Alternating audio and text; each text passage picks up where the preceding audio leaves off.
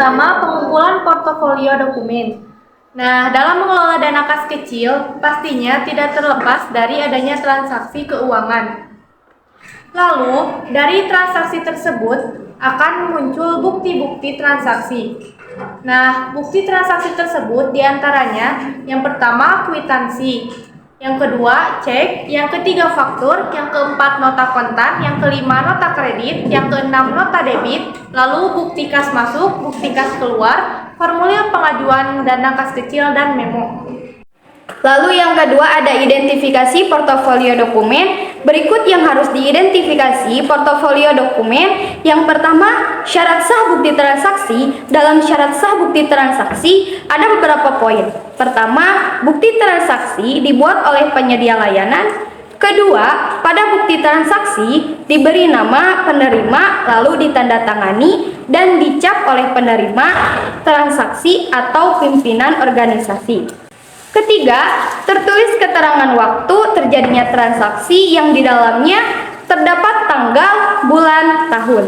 Keempat, tertulis barang atau jasa apa saja yang ditransaksikan. Kelima, adanya materai pada jumlah transaksi tertentu. Nah, yang kedua, dalam identifikasi portofolio dokumen, yaitu analisis bukti transaksi. Bukti transaksi merupakan dokumen-dokumen dasar transaksi baik yang dibuat sendiri maupun berasal dari pihak luar yang digunakan sebagai sumber pencatatan atau penyusunan laporan keuangan oleh suatu perusahaan.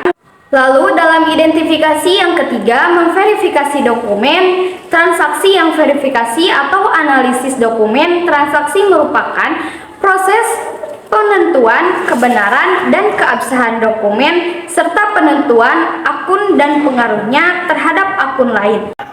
Lalu, ada hal yang harus diperhatikan. Pertama, menentukan perkiraan apa saja yang dipengaruhi oleh transaksi tersebut. Kedua, menentukan pengaruh penambahan dan pengurangan terhadap harta hutang, modal pendapatan beban. Ketiga, menentukan debit atau kredit dari akun yang bersangkutan, lalu menentukan jumlah yang harus didebit atau kredit. Lalu dalam verifikasi yang kedua, yaitu kebenaran bukti transaksi analisis, bukti transaksi maksudnya, untuk memeriksa kembali kebenaran perhitungan dari data yang berupa angka yang ada di dalam bukti transaksi tersebut. Lalu yang ketiga, keabsahan. Bukti transaksi analisis keabsahan dokumen transaksi maksudnya, untuk mengidentifikasi kelengkapan data yang tercatat dalam bukti transaksi. Lalu yang keempat, penentuan akun-akun terkait. Klasifikasi portofolio dokumen. Pertama, ada bukti transaksi internal. Transaksi internal merupakan suatu transaksi keuangan yang terjadi di dalam perusahaan. Ada beberapa contoh bukti transaksi internal, diantaranya pertama, bukti kas masuk. Kedua, bukti kas keluar. Lalu, yang ketiga, formulir pengajuan dana kas kecil. Lalu, yang terakhir yaitu memo. Yang kedua, ada bukti transaksi eksternal. Transaksi eksternal merupakan transaksi keuangan yang terjadi di perusahaan dengan pihak luar perusahaan atau bukti pengeluaran uang bisa diperoleh dari kwitansi yang dibuat serta ditandatangani oleh pihak penerimaan uang. Nah, untuk yang terakhir, dalam penyimpanan dokumen pengelolaan ada penyimpanan portofolio dokumen berdasarkan sistem penyimpanan arsip. Penyimpanan arsip kearsipan merupakan salah satu unsur penting dalam sistem informasi organisasi atau pekerjaan kantor organisasi, pemerintahan swasta atau perorangan. Tujuan dan sistem manajemen kearsipan adalah memiliki dokumentasi yang baik dan sesuai dengan kebijakan serta kejadian sistem penyimpanan arsip. Merupakan proses penyatuan dan penyimpanan bahan-bahan secara sistematis. Adapun jenis-jenis sistem penyimpanan arsip, pertama, sistem subjek.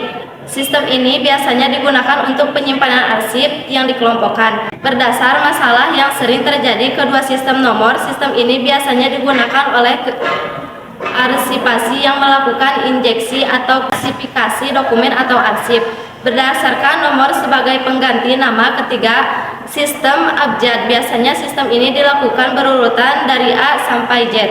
Keempat, sistem tanggal. Biasanya metode ini digunakan untuk indeks mulai dari datangnya dokumen atau surat yang terakhir. Sistem wilayah metode ini biasanya digunakan dengan mengelompokkan tergantung wilayah yang tertera di alamat surat atau dokumen.